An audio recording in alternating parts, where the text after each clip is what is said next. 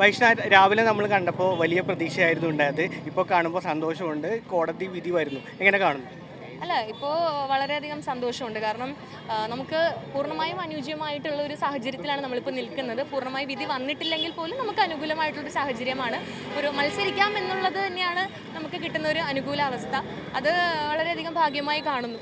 വൈഷ്ണവിയുടെ സ്ഥാനാർത്ഥിത്വം സൈബർ ഇടങ്ങളിലൊക്കെ വലിയ രീതിയിൽ ഏറ്റെടുത്തു. അതിനപ്പുറത്തേക്കൊരു സൈബർ അറ്റാക്കൊക്കെ നേരിടുന്നെന്ന് നിങ്ങൾ തന്നെ തുറന്നു പറയും. അതിൻ്റെ ഒരു സാഹചര്യം അല്ല, തീർച്ചയായും. കാരണം നമുക്ക് കഴിഞ്ഞ 2-3 ദിവസങ്ങൾ എന്ന് പറയുന്നത് വളരെയധികം പ്രതിസന്ധി നിറഞ്ഞൊരു ദിവസങ്ങൾ തന്നെയായിരുന്നു. കാരണം സൈബർ അറ്റാക്കുകൾ കൊണ്ട് നിറഞ്ഞ ഒരുപാട് പേജുകളും കാര്യങ്ങളും ഒക്കെ ഉണ്ടായിരുന്നു. പക്ഷെ എന്നിരുന്നാലും കുഴപ്പമില്ല, നമുക്ക് വളരെ പോസിറ്റീവായിട്ടൊരു സാഹചര്യമാണല്ലോ നിലവിലുള്ളത്. പിന്നെ തന്നെ മുന്നോട്ട് പോകുന്നത്. തീർച്ചയായും. പിന്നെ ഇത് ഇലക്ഷൻ ആണല്ലോ, അപ്പോൾ അതിന് അതിൻ്റെതായ രീതിയിൽ മാത്രമേ കാണുന്നുള്ളൂ.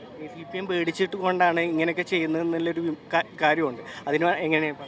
അല്ല, അങ്ങനെ ഒരു സംസാരമാണ് നിലവിലുള്ളത്. എല്ലാവരും അങ്ങനെയാണ് പറയുന്നത്. എന്നിരുന്നാൽ പോലും എല്ലാ സ്ഥാനാർത്ഥികളും ഒരേപോലെ തന്നെ ശക്തരാണ്. ആരും മോശക്കാരല്ല. എല്ലാവരും ഒരേപോലെ ശക്തമായ രാഷ്ട്രീയത്തിൽ നിൽക്കുന്ന ആളുകളാണ്. അപ്പോൾ അതിൻ്റെതായിട്ടുള്ളൊരു ഫൈറ്റ് എന്തായാലും ഉണ്ടാകുമെന്ന് പ്രതീക്ഷിക്കുന്നു.